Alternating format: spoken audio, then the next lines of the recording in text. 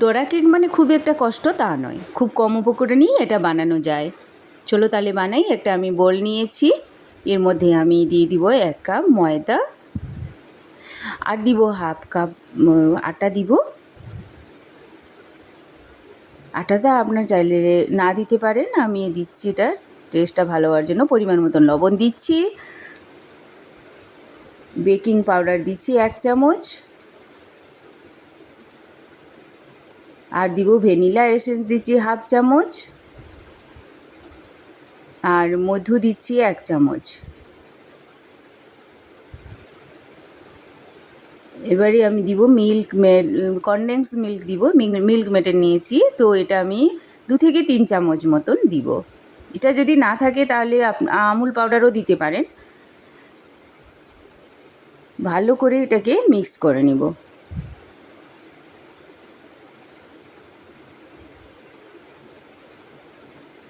এখানে 1 কাপ আমি গুঁড়ো চিনি দিচ্ছি, ভালো করে মিক্স করে নিব।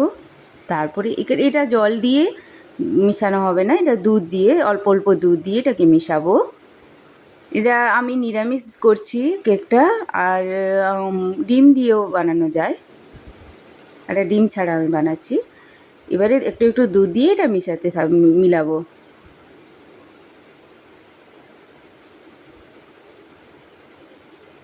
এইভাবে মিশিয়ে নিব ভালো করে। ব্যাটারটা বেশি ঠিক থাকবে না, মানে মিডিয়ামই থাকবে। দুধটা গরমও থাকবে না, মানে রুম টেম্পারেচারে থাকবে দুধটা। ওই 1 কাপ মতন আমি দুধ নিয়েছি, বড় কাপে। নমস্কার, সবাই কেমন আছেন? আমার ব্লগে সবাইকে স্বাগত জানাই। এইভাবে মিশিয়ে নিয়েছি। এবারে আমি এখানে দিচ্ছি 1 চামচ মতন বাটার, আমুল বাটার দিচ্ছি। এটা আমি ফ্রিজে ছিল, যেহেতু শক্ত আছে, আগে থেকে একটু বের করে রাখলে ভালো হতো। তো 1 চামচ মতন দিব, দিয়ে ভালো করে এটাকে মিক্স করে নিব। মিক্স করে নিয়েছি, দেখুন এইভাবে এইরকমই থাকবে ব্যাটারটা। রেডি হয়ে গেল ব্যাটার। এবারে চলো, আমি প্রথমে কড়াইটা গরম করে অয়েল ব্রাশ করে নিলাম। তারপরে আমি এখানে দিব, মানে অল্প অল্প করে এমনভাবে নিতে হবে পরিমাণটা, এরকমভাবে দিয়ে আমি ঢাকা দিয়ে 2 মিনিট মতন রেখে দিব। এদিকে একটা বাটিতে আমি জল বসিয়ে দিচ্ছি, মানে চকলেটের একটা চকলেটের মিশ্রণ বানাবো।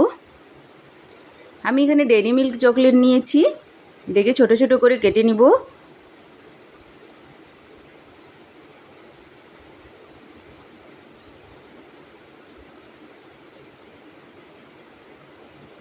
দিয়ে একটা কাচের বাটিতে একটা তুলে নিচ্ছি। এর মধ্যে 2 চামচ মতন দুধ দিচ্ছি, আর দিব 1 চামচ বাটার, দিয়ে ভালো করে মিক্স করে নিব। দিয়ে জলটা যে বসিয়েছিলাম গরম করার জন্য, ওটা ফুটে উঠেছে, ওর উপরে এটা বসিয়ে দিব। কারণ এটা ডাইরেক্ট বসালে এটা তো পুড়ে যেতে পারে, তাই এটাকে এরকম জলে, ফুটন্ত জলে এরকম বসালে এটা ভালো মেল্ট হয়ে যায়। এদিকে 2 মিনিট হয়ে গেছে, দেখুন কি সুন্দর ফুলে উঠেছে। আর এক সাইড করে দিব, এটা 1 মিনিট মতন রাখবো। এদিকে এটাও মেল্ট হয়ে এসেছে চকলেটটা।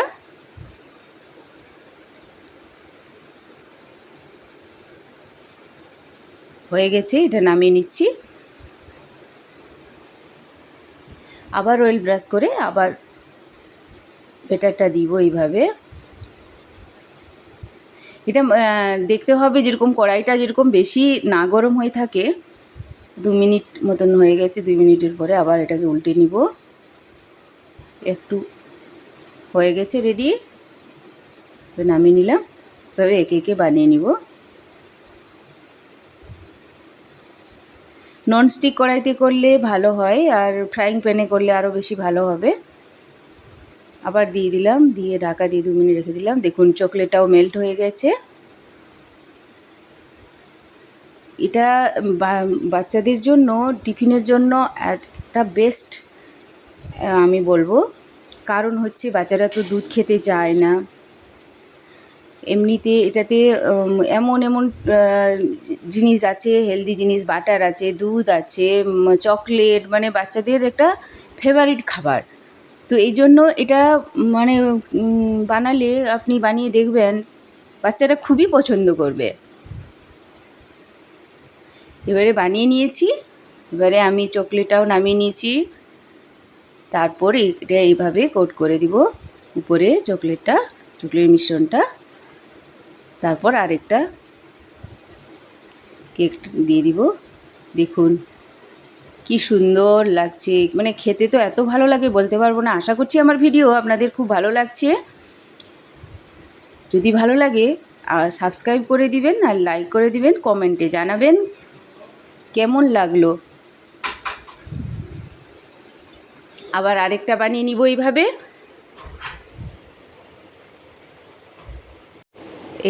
আরেকটা দিয়ে দিচ্ছি। এভাবে একে একে করে বানিয়ে নিব। এবার মাঝখান থেকে কেটে নিব। উফ, এত ভালো খেতে হয় আমি বলে বোঝাতে পারবো না। আমি তো প্রায় বানাই, আপনারা বানিয়ে দেখবেন আর কমেন্টে আমাকে জানাবেন। খুবই ভালো লাগে। Bye bye.